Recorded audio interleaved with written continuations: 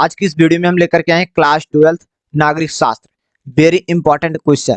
जो स्टूडेंट 23 फरवरी को नागरिक शास्त्र का पेपर देने जा रहे हैं उन सभी स्टूडेंट के लिए आज की इस वीडियो में हम वेरी इंपॉर्टेंट क्वेश्चन लेकर के आए हैं। ये सारे क्वेश्चन 23 फरवरी को जो स्टूडेंट पेपर देने जा रहे हैं उन सभी स्टूडेंट के लिए वेरी इंपॉर्टेंट है, इसलिए आप इस वीडियो को शुरू से लेकर के अंत तक ध्यानपूर्वक जरूर देखिएगा, जिससे कि आपकी बेहतर तैयारी कम समय में हो सके। तो चलिए हम इस वीडियो को शुरू करते हैं। यदि आप चैनल पे नए हैं तो प्लीज चैनल को सब्सक्राइब करके बेल नोटिफिकेशन पर ऑल सेलेक्ट कर लीजिए, जिससे कि हर नई क्लास का नोटिफिकेशन आपको बिल्कुल समय समय पर मिलता रहे। तो आइए हम इस क्लास को शुरू करते हैं। देखिए हमारा पहला क्वेश्चन, देखिए बहुविकल्पीय क्वेश्चन है, वेरी इंपॉर्टेंट क्वेश्चन है। देखिए पहला क्वेश्चन, देखिए पर्यावरण पर स्टॉकहोम किस वर्ष आयोजित हुआ? पर्यावरण पर स्टॉकहोम किस वर्ष आयोजित हुआ? पहला ऑप्शन आपको दिया 1992 ईस्वी, सेकंड ऑप्शन आपको दिया 1982 ईस्वी, थर्ड ऑप्शन आपको दिया 1972 ईस्वी। पर्यावरण पर स्टॉकहोम किस वर्ष आयोजित हुआ? 1972 ईस्वी में आयोजित हुआ। चलिए हम क्वेश्चन नंबर 2 को देखते हैं। वेरी इंपॉर्टेंट क्वेश्चन, 3 से 4 बार पढ़िए जरूर के क्वेश्चन को। देखिए क्वेश्चन नंबर 2, देखिए क्योटो प्रोटोकॉल किससे संबंधित है? क्योटो प्रोटोकॉल किससे संबंधित है? पहला ऑप्शन आपको दिया ग्रीन हाउस गैसों की कमी से, ऑक्सीजन की कमी से, ऑक्सीजन गैस की मात्रा बढ़ने से, ग्रीन हाउस गैसों के उत्सर्जन से। ग्रीन हाउस गैसों के उत्सर्जन से, इसमें आपका डी ऑप्शन राइट है, ग्रीन हाउस गैसों के उत्सर्जन से। क्योटो प्रोटोकॉल किससे संबंधित? ग्रीन हाउस गैसों के उत्सर्जन से। चलिए क्वेश्चन नंबर 3 देखिए, निम्नलिखित गैसों में से किसे वैश्विक निम्नलिखित गैसों में से किसे वैश्विक ताप वृद्धि का कारण समझा जाता है? पहला आपको दिया गया मीथेन, सेकंड ऑप्शन आपको कार्बन डाइऑक्साइड, थर्ड आपको दिया है हाइड्रोफ्लोरोकार्बन और डी ऑप्शन आपको दिया सभी। ठीक, इसमें ये सभी है। निम्नलिखित गैसों में से किसे वैश्विक ताप वृद्धि का कारण समझा जाता है? ये सभी, हाइड्रोफ्लोरोकार्बन को, ये सभी। ठीक, चलिए हम आगे बढ़ते हैं। क्वेश्चन नंबर 4 देखिए, ये वेरी इंपॉर्टेंट क्वेश्चन है। प्रथम पृथ्वी सम्मेलन का आयोजन किस देश में हुआ? पहला ऑप्शन आपको दिया संयुक्त राष्ट्र अमेरिका, सेकंड ऑप्शन आपको दिया ब्राजील। तो प्रथम पृथ्वी सम्मेलन का आयोजन किस देश में हुआ? ब्राजील में हुआ। इसे आपको नोट कर लेना, वेरी इंपॉर्टेंट क्वेश्चन है। देखिए क्वेश्चन नंबर 5 को देखिए, प्रोटोकॉल का संबंध है। प्रोटोकॉल का संबंध है, पहला आपको दिया निशस्त्रीकरण से, सेकंड ऑप्शन आपको दिया पर्यावरण सुरक्षा से, थर्ड ऑप्शन आपको दिया समस्या से। इनमें से कोई नहीं, इसमें आपके डी ऑप्शन है। प्रोटोकॉल का संबंध इससे किसी से आ रही है। ठीक, इनमें से कोई नहीं, इसमें आपका डी ऑप्शन राइट हो जाएगा। क्वेश्चन नंबर 6 देखिए, एजेंडा 21 निम्नलिखित में से किससे संबंधित है? एजेंडा 21 निम्नलिखित में से किससे संबंधित है? पहला ऑप्शन आपको दिया है क्योटो प्रोटोकॉल से, बी ऑप्शन आपको दिया आतंकवाद से, सी ऑप्शन आपको दिया है उपनिवेशवाद से, डी ऑप्शन आपको दिया पृथ्वी सम्मेलन से। एजेंडा 21 निम्नलिखित किससे संबंधित? पृथ्वी सम्मेलन से संबंधित है। चलिए क्वेश्चन नंबर 7 देखिए, भारत में क्योटो प्रोटोकॉल 1997 पर हस्ताक्षर और इसका पुष्टिकरण किया है। भारत ने क्योटो प्रोटोकॉल 1997 पर हस्ताक्षर और इसका पुष्टिकरण किया है। पहला ऑप्शन आपको 1902 में, सेकंड ऑप्शन आपको दिया 1903 में, सी ऑप्शन आपको दिया 1904 में, डी ऑप्शन आपको दिया 1997 में। भारत ने क्योटो प्रोटोकॉल 1997 पर हस्ताक्षर का पुष्टिकरण किया है 2002 में। इसका पहला ऑप्शन राइट है। चलिए क्वेश्चन नंबर 8 को समझते हैं।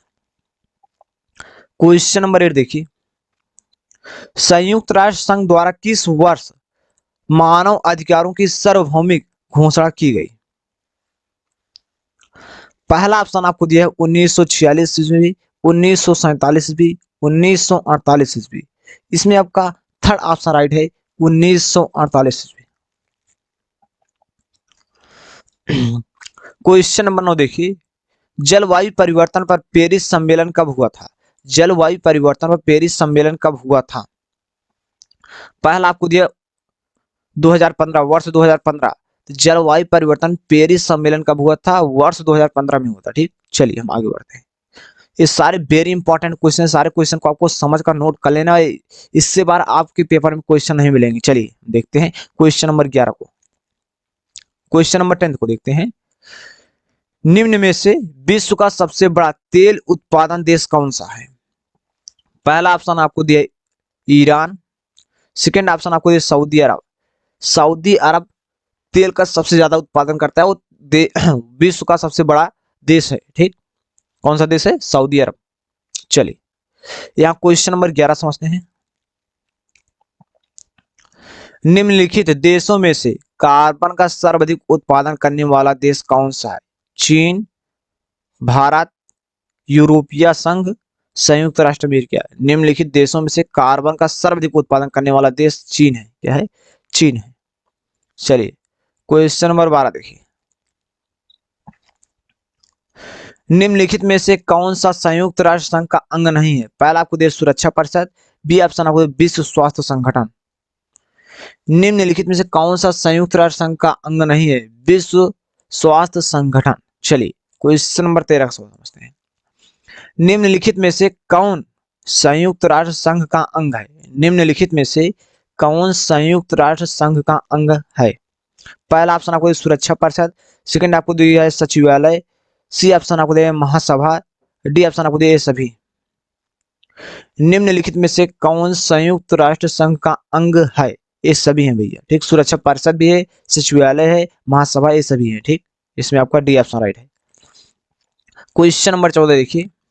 संयुक्त राष्ट्र संघ की सुरक्षा परिषद में कुल कितने सदस्य हैं? संयुक्त राष्ट्र संघ की सुरक्षा परिषद में कुल कितने सदस्य हैं? पर आपको दिए 5, 10, 15, 20। संयुक्त राष्ट्र संघ की सुरक्षा परिषद में कुल कितने सदस्य हैं? 15 सदस्य हैं। चलिए क्वेश्चन नंबर 15 को समझते हैं। संयुक्त राष्ट्र संघ की सुरक्षा परिषद में कितने अस्थायी सदस्य हैं? 5 अस्थायी सदस्य हैं। कितने? 5 अस्थायी सदस्य हैं। वेरी इंपॉर्टेंट क्वेश्चन है, आपको नोट कर लेना है, तैयारी कर लेना है, रिवीजन कर लेना है, जिससे कि आप अपने पेपर में बहुत बेहतर मार्क्स प्राप्त कर सको। देखिए क्वेश्चन नंबर 16 देखिए। संयुक्त राष्ट्र सुरक्षा परिषद के अस्थायी सदस्य हैं। अस्थायी सदस्य की संख्या आपसे पूछ रहा है। अस्थायी सदस्य जो है 10 हैं। ठीक, आपको नोट कर लेना है। चलिए क्वेश्चन नंबर हम 17 को समझते हैं। नीचे दिए गए देशों में से कौन सा देश संयुक्त राष्ट्र सुरक्षा परिषद का अस्थायी सदस्य नहीं है? वेरी इंपॉर्टेंट क्वेश्चन है। पहला आपको ब्रिटेन दिया गया है, बी ऑप्शन आपको दिया अमेरिका, सी ऑप्शन आपको रूस दिया है, डी ऑप्शन आपको दिया है भारत। इसमें आपका भारत राइट है। ठीक, चलिए क्वेश्चन नंबर 18 को समझते हैं। निम्नलिखित में से कौन संयुक्त राष्ट्र संघ की सुरक्षा परिषद अस्थायी सदस्य नहीं है? पहला आपको दिया है यूएस यानी कि अमेरिका, बी ऑप्शन आपको दिया है चीन, सी ऑप्शन आपको दिया है जर्मनी। इसमें आपका जर्मनी राइट है। ठीक, चलिए क्वेश्चन नंबर हम 20 को समझते हैं। 19 को देखिए। क्वेश्चन नंबर 19 देखिए। निम्नलिखित में से किस देश के पास निषेध अधिकार वीटो पावर नहीं है? निवेश क्या निषेध अधिकार वीटो पावर नहीं है?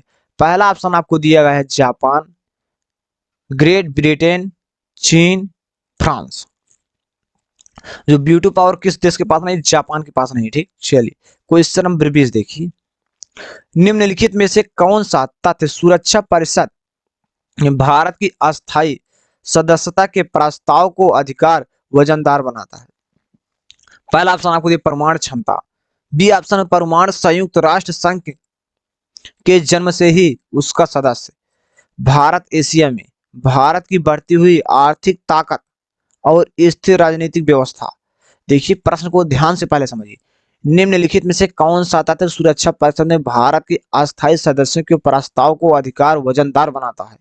परमाणु क्षमता। क्या है? परमाणु क्षमता में वजनदार बनाता है, ताकतदार बनाता है। ठीक, वेरी इंपॉर्टेंट क्वेश्चन है। तो बस आज की इस क्लास में इतना ही। इसका हम दूसरा क्लास लेकर आने वाले हैं, जिसमें हम बहुत विकल्पीय क्वेश्चन और आपको सॉल्व कराएंगे, और लघु दीर्घ उत्तरीय विस्तृत उत्तरीय सारे क्वेश्चन भी हम एक क्लास और लाने वाले हैं। उस क्लास में हम सारे क्वेश्चन को कवर करेंगे, सारे वेरी इंपॉर्टेंट क्वेश्चन को, जिससे कि आप अपने बोर्ड एग्जाम में बहुत बेहतर मार्क्स प्राप्त कर सको। तो चैनल को सब्सक्राइब जरूर करिए, अभी आपको नोटिफिकेशन कुछ देर में मिलेगा। तो बस आज की इस क्लास में इतना ही। मिलते हैं नेक्स्ट क्लास में, तब तक के लिए जय हिंद, जय भारत।